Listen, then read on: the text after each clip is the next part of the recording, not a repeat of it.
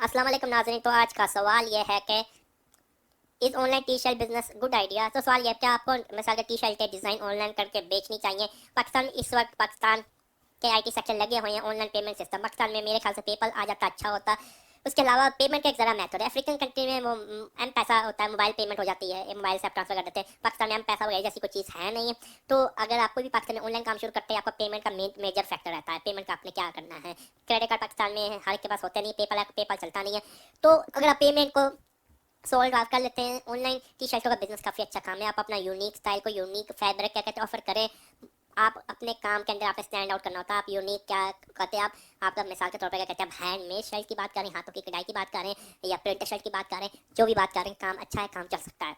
लेकिन मेहनत आपको करनी होगी, आपको स्टैंड आउट होना पड़ेगा। आज के लिए इतना ही। दुआ में याद रखें। अल्लाह हाफिज़।